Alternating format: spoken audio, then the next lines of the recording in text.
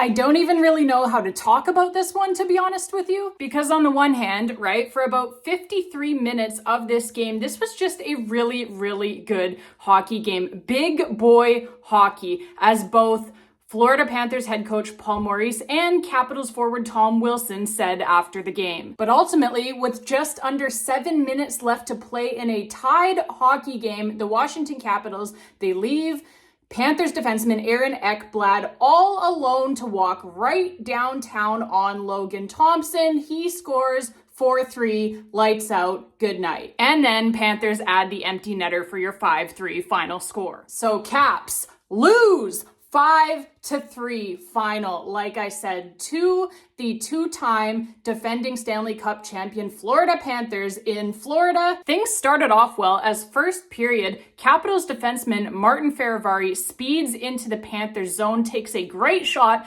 for a rebound, and Tom Wilson charging in on the other wing, buries it on the rebound, 1-0 Caps. That is Tom Wilson's 18th goal of the season already, assisted, like I said, by Martin Fehervary on the primary assist and by Dylan Strome as well on the secondary assist. Sergei Bobrovsky, he probably would have liked to control that rebound a little bit better there, puts it right on a tee for Tom Wilson, but that was really just a great shot by Marty Fehervary to create that rebound. He is 100% doing that on purpose there, places the shot perfectly, and yeah, Bobrovsky kicks out a gift to Tom Wilson, 18th goal of the season, like I said, puts the Caps up 1-0. But the joy was short-lived as just 42 seconds later, Anton Lundell ties this game up for the Panthers. And then about 8 minutes after that, Sam Reinhart on the power play for the Panthers puts them up 2-1. That is Sam Reinhart's 20th goal of the season already. But the Caps, 43 seconds left in the first period, they get an answer on a power play of their own, and it is Tom Wilson again here with his 19th goal of the season already, his second of the game. Beautiful pass by Dylan Strome, finds him right in the slot, right in the bumper spot there out front on the power play, and Tom Wilson absolutely buries this thing past Sergei Bobrovsky. 2-2 game. Dylan Strome on the primary assist and Jacob Chychrun on the secondary assist on Tom Wilson's 19th goal of the season, like I said. And yeah, that is how the first period would end here in a 2-2 tie. Nice to see the Caps get an answer on their own power play there right near the end of the period. Their power play, which has been much better ever since Ryan Leonard returned to the lineup from injury. And then the second period goes by with no scoring after 4 goals in the first period. The Panthers, however, they did kill off a Capitals power play in the second period, and the Washington Capitals, they killed off 2 Florida Panthers power plays in the second period. So this was a power play filled game here. Tons of penalties called by the referees in this one. Tom Wilson and others mentioned after the game how they wished that the referees would have let this game be played a little bit more at 5-on-5, as like we said, big boy hockey, right? You want to see that play out at 5-on-5, but there was a ton of power plays both ways in this hockey game, and that included here in the second period. But ultimately, no goals here in the second period, and so we head to the third period still in a 2-2 tie. And third period, things start off really well here for the Caps as they are applying heavy pressure in the offensive zone against the Panthers defense. It all starts here with Alexei Protas. Alexei Protas drives the puck wide. He beats the Panthers defenseman there. I believe it was Nico Mikkola, beats him wide to the net. Just an absolute power move by Alexei Protas, and he draws a penalty because of that. So the Florida Panthers here, they were going to be getting a penalty. The Caps now on the delayed call. The power play is coming here, but the Caps retain puck possession. They hold on to that puck, and so on the delayed call here, like I said, power play was going to be coming here, but Tom Wilson is able to find Dylan Strome up top, and Dylan Strome sifts a shot through here that beats Sergei Bobrovsky. So the Caps, they go up 3-2 here, just 3 minutes and 11 seconds into the third period. This is a huge goal by Dylan Strome and the Washington Capitals. Dylan Strome's 8th of the season. It is assisted, like I said, by Tom Wilson on the primary assist and by Alexei Protas as well on the secondary assist. So Caps up 3-2 here early in the third period. Things are looking good, right? Wrong. Caps get another penalty. Questionable call here for sure against Alex Ovechkin for interference. It was a weak call. Again, the second in a row against the Capitals captain Alex Ovechkin. So yeah, a weak call leads to a power play here in the third period for the Panthers with the chance to tie up this game. The Capitals, they actually kill off this Panthers power play here. And so it remains 3-2, but only by just 1 second here, as right after they finish killing off this Panthers power play, right as the penalty is expiring, right as Alex Ovechkin is just stepping out of the penalty box, the Panthers score. Brad Marchand, unbelievable play here. He bats this rebound out of midair past Logan Thompson and ties this game up 3-3. So really unfortunate there for the Washington Capitals after what was, like I said, a really, really great penalty kill. Unfortunate there that the Panthers get this goal to tie up the game. But honestly, you were probably thinking, I know I was thinking, that this game probably should be tied. It probably deserved to be tied. It probably deserved to go past regulation the way that both of these teams had played this game. So we've got a 3-3 hockey game here. It looks like it is going to go past regulation until the Washington Capitals absolutely fall asleep here at the exact wrong time. Yeah, they're in their own defensive zone here.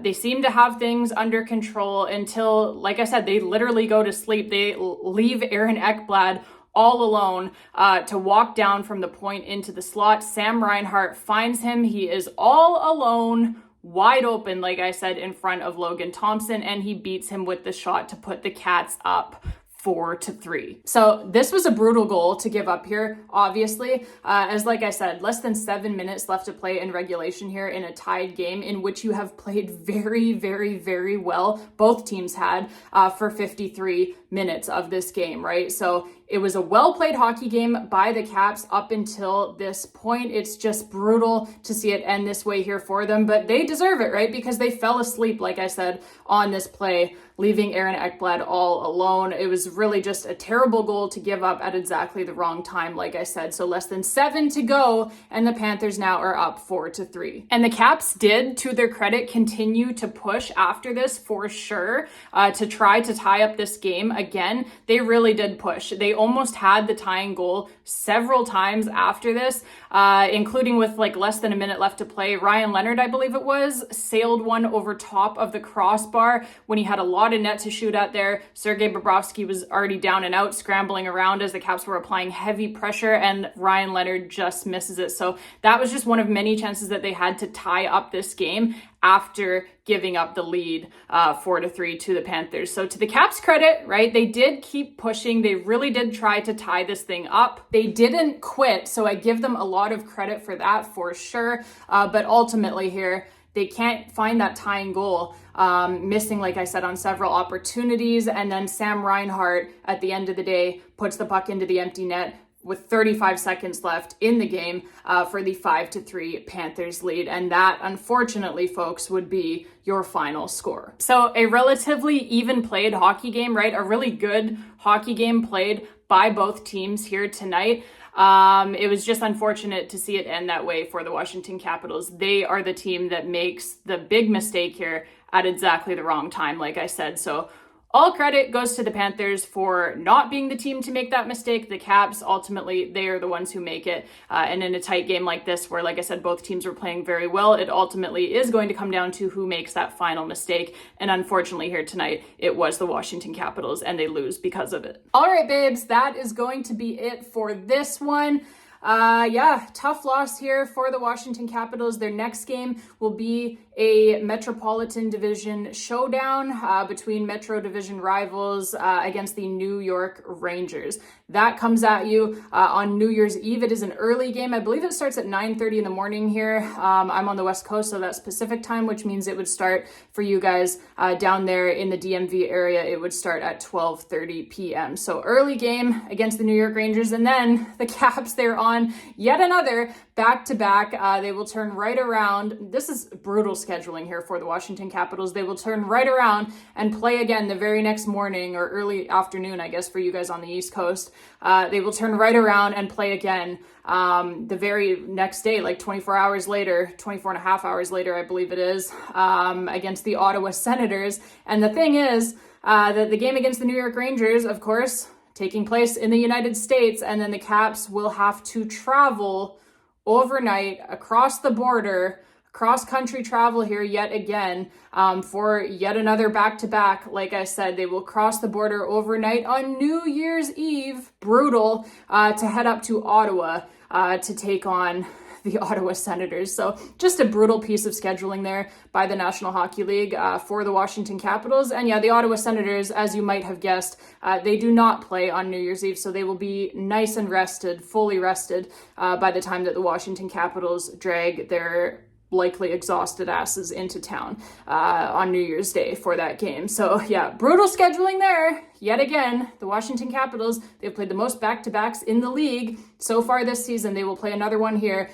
So you really want to see them get that win in that first game, that first half of the back-to-back for sure against the New York Rangers, obviously because it's a division matchup, and probably more importantly because I think we're, kind of being probably overly ambitious if we're thinking about winning that second half of the back-to-back with the cross-country travel on, like I said, New Year's Eve. You would think that there is probably going to be, a few wobbly pops enjoyed by the Capitals players as it is New Year's Eve, but hopefully not too many, as like I said, they have the quick turnaround the very next morning to play again. So yeah, brutal scheduling, but what can you do, right? If you're the team, you just have to take it and just play the games that are in front of you. So we will see what they can do with that. But yeah, I would really be pushing hard to try to win that first game, the first half of the back-to-back against the New York Rangers for sure. Because like I said, I think it's going to be tough to win on the second half of that back-to-back there. So we will see what the Washington Capitals can do. Yeah, nothing that you can do, right? Just play the games that are in front of you, like I said. So we will hope for the best in that one. Babes, thank you all again so much for tuning in as you have done consistently so far this season. I really, really appreciate that. So many people have joined the channel this season, become subscribers and loyal watchers, listeners, whatever it may be. So I thank you all so much as we come to a close here. We've got one more game in the year 2025, and it has been a big year for this channel here. So I thank you all so much from the bottom of my heart. And again, thank you all so much for watching here today. I know it's not always fun to come and watch more content about this team after a brutal loss like that, nor is it fun for me to make it after a loss like that, but here we are, right? So we all do the best that we can. I thank you all so much for watching, as always, and until next time, babes, even after a loss like that, I say it after every video, as always, let's go, Caps.